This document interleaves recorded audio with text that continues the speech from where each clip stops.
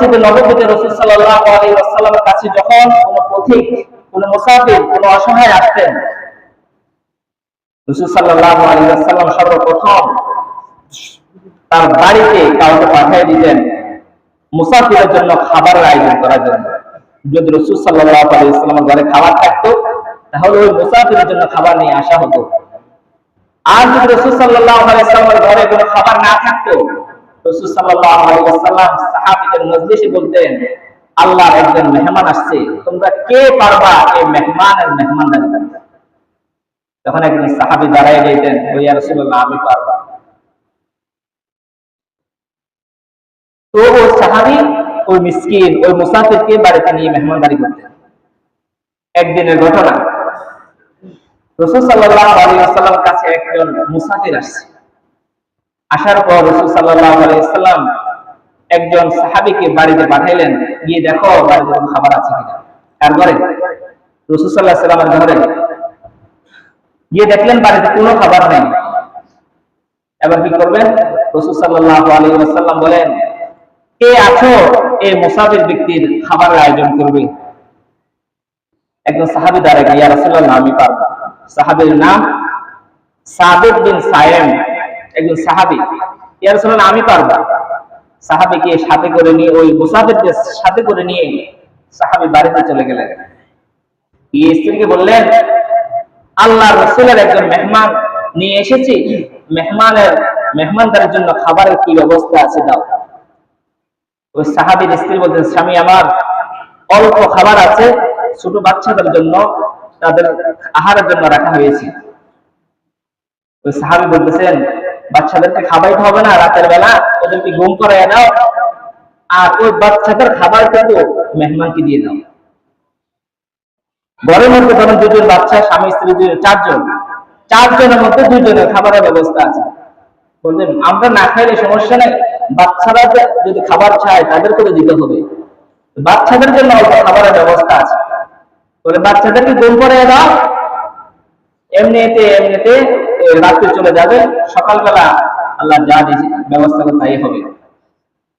দুইজনের খাবার, আরো তো দুইজন আছে, মেহমানকে দিলে আমরা কি করব? বলে আমরা মেহমানকে যখন খাবার দিব, তুমি বাতি ঠিক করে কৌশলে এই বাতিটা নিবেই দিবা, আর আমরাও খাবার খাচ্ছি এরকম একটা বাহানা করি। স্বামীর পরামর্শ মতে স্ত্রী তাই করলেন। মেহমানের সামনে খাবার দিলেন আর বাচ্চাদেরকে ঘুম পড়াই দিলেন। মেহমানের দস্তরখান বিছানোর পর মেহমান খাবারের জন্য প্রস্তুতি হচ্ছে, এমন টাইমে স্ত্রী বাতিটা নিভাই দিলেন।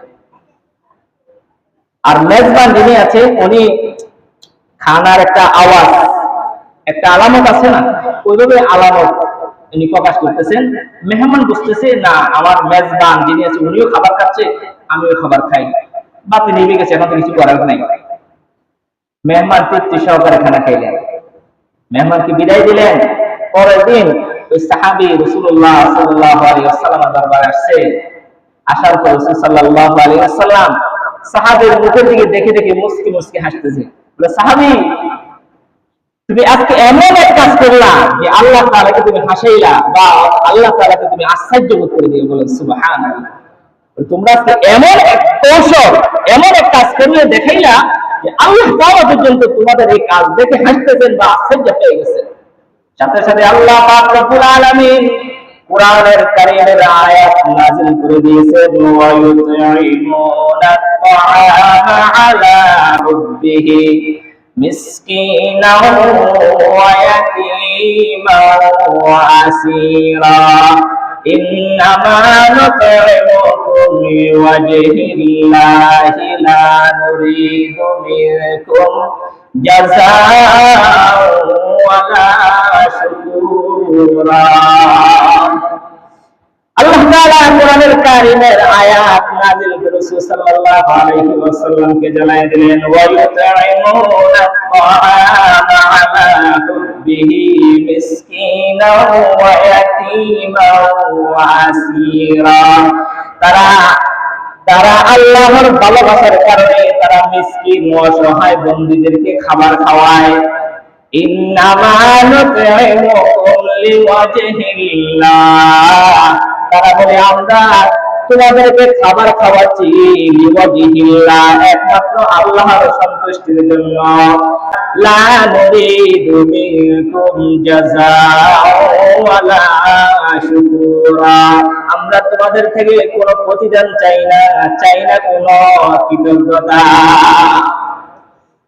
নিজেদের ঘরে কিছু নাই, নিঃস্ব অসহায়, নিজেরাই নিঃস্ব আর অসহায়, তারপরেও আল্লাহর ভালোবাসায়, কার ভালোবাসায়? আল্লাহর ভালোবাসায়, আল্লাহর সন্তুষ্টি অর্জনের জন্য মিসকিনকে খানা খাওয়ায়, অসহায়কে খানা খাওয়ায়, দুরস্তিদেরকে খাবার খাওয়ায়, অভাবগ্রস্তদেরকে খানা খাওয়ায়। কার মহব্বতে? আল্লাহর মহব্বতে।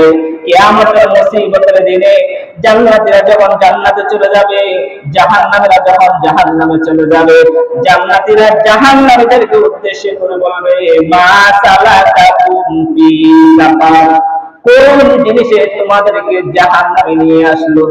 তখন জাহান্নামবাসীরা বলবে, ক্বালু লাম নাকু মিনাল মুসাল্লিন ওয়া লাম নাকু নুত'ইমুল মিসকিন। জাহান্নামবাসীরা বলবে, আমরা নামাজ পড়তাম না আর মিসকিনদেরকে খাবার খাওয়াইতাম না। কোন কারণে জাহান্নামে যাইতেছে? বলে আমরা নামাজ পড়তাম না আর মিসকিনদেরকে খাবার খাওয়াইতাম না, যার কারণে আজকে আমাদের ঠিকানা হচ্ছে কোথায়? জাহান্নাম।